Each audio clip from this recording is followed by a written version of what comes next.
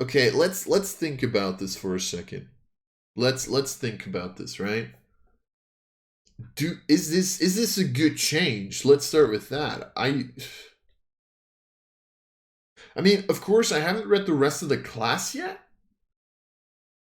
I'm already not that big of a fan of them literally just having 3 shapes. Like I will this is my thing, right? I do very much think that in 5th edition the flaw with saying, "Hey, you can transform into any creature of this CR rating," for me was like too vast, and I like the way that like Solasta and Baldur's Gate 3 do it, where they just give you a list of creatures. And I think that maybe there should have been rules to like learn creatures the same way that a wizard could learn creatures, right? Like you could learn the anatomy of a creature if you killed it. And then maybe you could have a subclass that literally was able to like learn, I don't know, actually like there's an animus class that I saw walking around in on Reddit at some point, which pretty much focused on just the wild shape of Druid, but just didn't have the spells. It was broken as shit. Um, but that was like a cool idea where you could just like change into maybe even strange, um, what is it, monstrosities or whatever, or maybe into like you could be a holy druid who could then train into celestials of certain levels. And I just personally think that they should have done something with that, and they should have just given stat blocks to the players, maybe. Like they should have described wild shape better, but this I don't like the fact that you now just have to like have like 3 creatures that you can turn into. Especially because they're fucking shit. Like I like why would you legitimately why is there a reason? Is there any reason to change into any of those 3 forms except to fly or swim once you have those forms? Is there a reason to wild shape? Except to, I don't know, look like a tabaxi when you're a human? Because you don't get any hit points. Your AC is probably because of the fact that that's why, yeah, okay, that's why they got rid of medium armor. That's why they did. Because now your armor is equal to 11 plus your dex modifier, and at a certain point in time, your wisdom's going to be high. But even then, you lose the usage of his shields. Your AC has. Your AC is not necessarily going to be better unless if you're playing a strength druid, which you can't because you got rid of medium armor. So I don't see wild shape ever being better than just I'm gonna stay back and cast a cantrip because you only have a DA hit die. It's just no. I'm sorry. If yeah, I'm gonna look through the rest. Maybe I'm missing stuff, but I'm not a fan of this change. I'm just not. Use of Channel Divinity. In previous Unearthed Arcana, the cleric's version of Channel Divinity offered a number of uses equal to a character's proficiency bonus. That number is too generous for a multi-class character who would take only 1 level in cleric and then get ever-increasing uses as the character gains level in another class. Oh, okay, yeah, sure. In the Druid and Paladin, we have therefore given Channel Divinity and Channel Nature a number of uses tied to the class rather than the proficiency bonus. Okay, yeah, that makes sense. Sure. Yeah, that makes sense. If they said you get a number of uses equal to your proficiency bonus, you take 1 level druid, 1 level cleric, 1 level paladin, which paladin's probably going to be a charisma caster, I'm assuming. But if that's the case, then you're literally just saying like, well, you can literally have like 18 channels at level 17 even if you take 1 level in each and then just go fighter all the way. Like you just go fighter for 14 levels, 1 level in each of those 3. You get 60. That makes sense.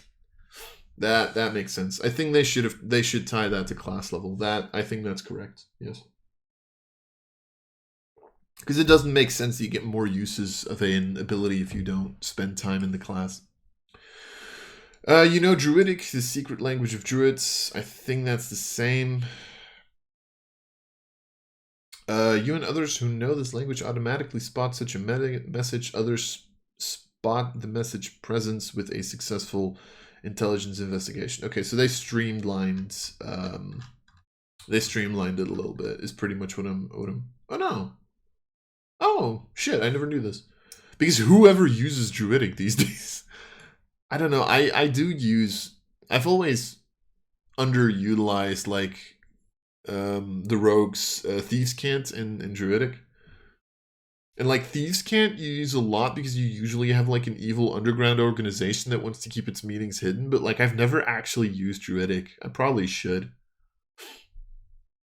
Other spot the message presence with a successful DC 15 wisdom perception check, but can't decide. It used to be wisdom perception, now it's investigation, which I do think makes sense.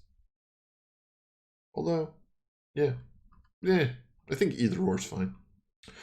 Spellcasting. So you're able to cast spells. I don't think I need to really go through this as much. Like the prepared spell idea we've talked about in previous videos. Yeah, you can replace your spells with a long rest. You can meditate and replace any spell you have prepared for this class. Does that include your cantrips? Yeah. Huh. Yeah. Because cantrips used to be a separate issue. You can actually change your cantrips. Was that a thing in cleric? Were clerics able to change their cantrips? I'm actually quickly going to look that up because I don't remember, if I'm being perfectly honest. Hold up, cleric. Channel divinity, nope. Where's spells here? Oh yeah, you were. Oh. I might have mentioned this already in the previous video then, but okay, so you can replace your cantrips, which I think is a good idea. I like that. I think that's a good idea. I think that's a good change. Prepare more spells shown as a druid table, so we know all of that. Spell slots, yep, it's the same thing. Wisdom is your spellcasting ability, and you can use a druidic focus. Yep, alright, cool. Nature's Aid. You learn 2 more ways to use your channel nature. Hearing Blossoms and Wild Companion. Okay. As a magic action, so Healing Blossoms. As a magic action, you channel healing energy that appears as blooming flowers. Choose a point within 30 feet of yourself, and spectral flowers appear for a moment in a 10-foot radius sphere centered on that point. Roll a number of d4s equal to your wisdom modifier, minimum of 1. Add the dice together. Total is the number of hit points you can distribute to creatures in that sphere. And decide the number of hit points that are restored to each of those creatures, deducting the healing from the total. Okay. So they're giving Druid a little bit more healing ability, pretty much. Just straight up.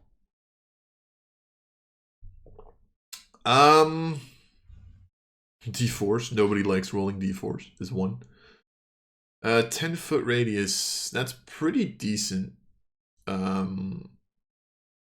Is really good out of combat, at least, because I'm assuming a magic action is going to be an action, I'm assuming. Otherwise it would have probably said magic bonus action.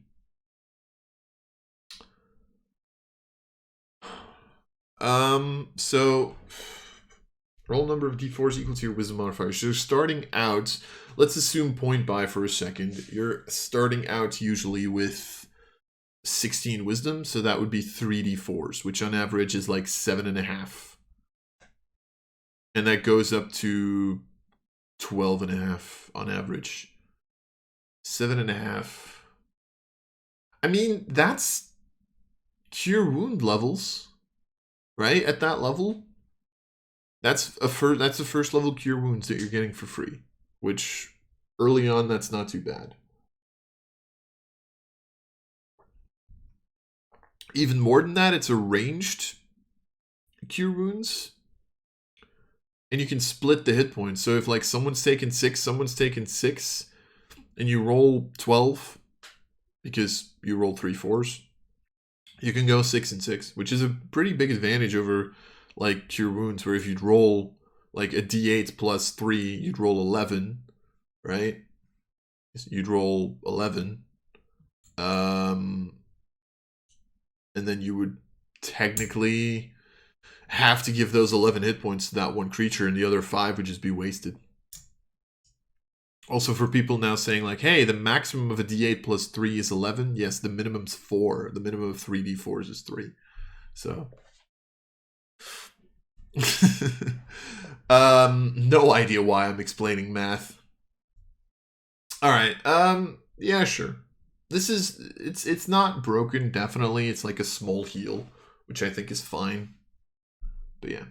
They might make a subclass over this, to be fair. If Moon Druid's on like Wild Shape, then, you know. Wild Companion. You can summon a nature spirit that assumes an animal form to aid you.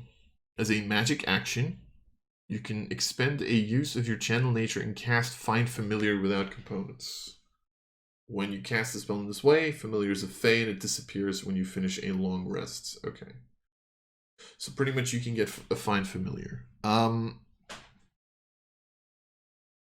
Wasn't that already a thing back in the day?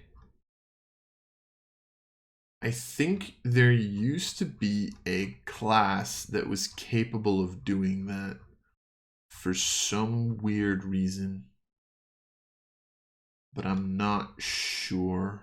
I think there was a circle that was able to do that back in the day. Well, back in the day in 5th edition.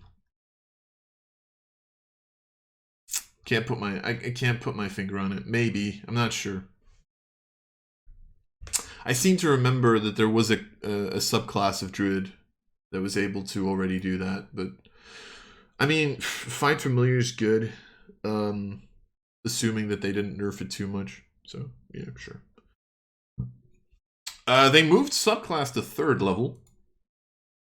I think they did that for Cleric too, right? Which is why Holy Order is now on 2nd level instead. Right? I think Cleric's subclass, yeah, is also 3rd level. Yep. Because they can't channel Divinity and Spellcasting at 1. So pretty much everything's getting subclasses at 3 now. Cool, man. Cool.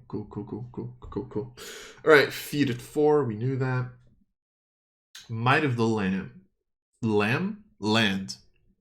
Connection to the land deepens, empowering the animal of lion form. You unlock that form's climb speed and multi-attack. Woohoo! You can hit twice now, but your cantrips also get plus a d8, so who the fuck cares? You still do more, you technically do more damage, I know that. Like, you attack once, attack twice. I still don't think the forms are good.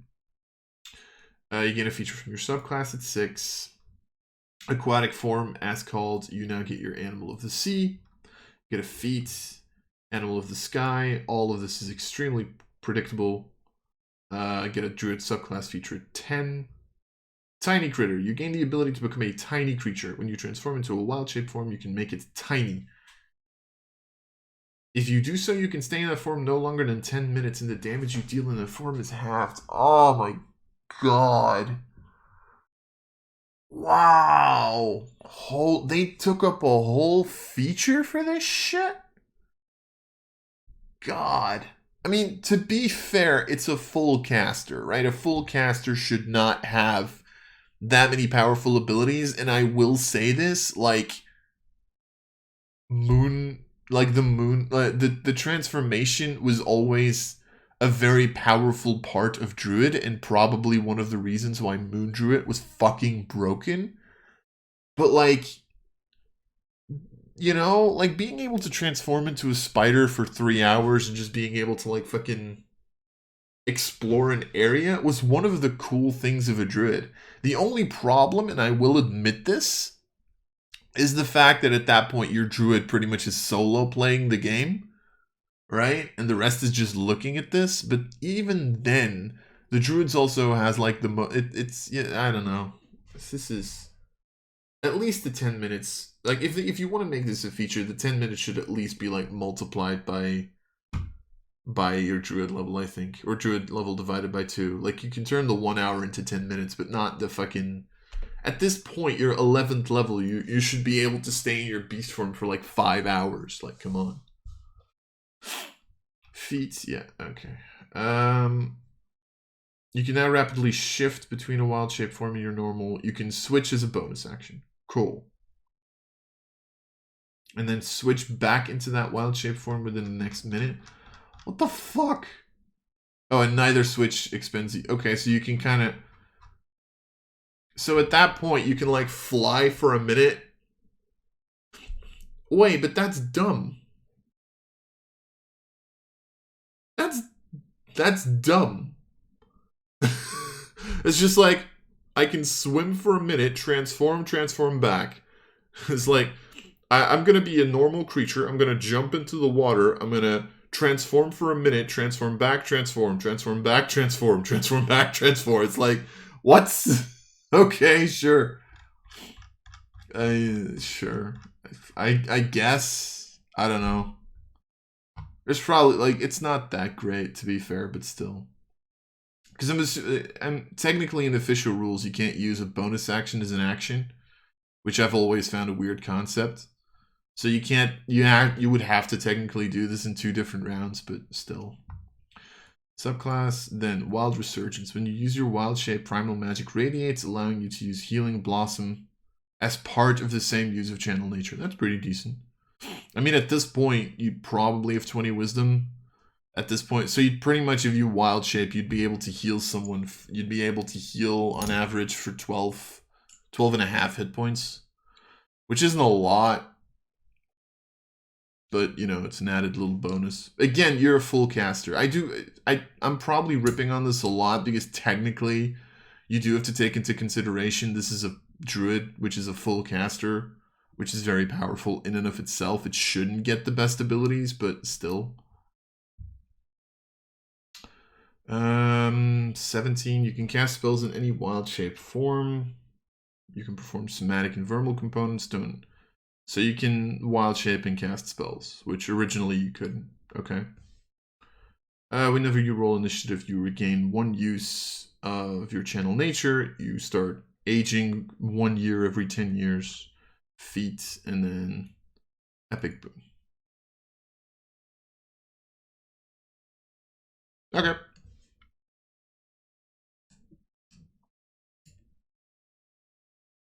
Oh, okay. So now the 20th level epic boon is a combination of the epic boon, feat, and you get an ability score improvement, which can raise your score above 20 but not above 30. Huh. That's kind of cool. Means you can pretty much... So at 20 level, you have a 22 wisdom druid. Yay. In addition to a boon, I guess. But okay, sure. Whoever gets... I mean, who gets to level 20 these days, right? God, I don't know. I don't like what they did to... I get why they did it, because it's normal for them to nerf Wild Shape, because I think it's probably... It's a ridiculously powerful ability with, like, the fact that technically you can just turn into a big creature. Like, first of all, compare that to fucking Polymorph. Let's start with that. Which, okay, sure, it's a 4th level spell, but, like, you know, you can transform into a T-Rex. But, like, the big thing for me is just, like, they took away they took away the ability of a druid to be, like, kind of a melee spellcaster, which, if you think about it, like, wizard and sorcerer by themselves don't really have that, and that was, like, one of the things that made druid kind of feel special, and now it's just like, ah, yes, you can still be a melee fighter. You're not going to have any AC, you're still playing with your own hit points, but, you know, at least you can punch people in the face.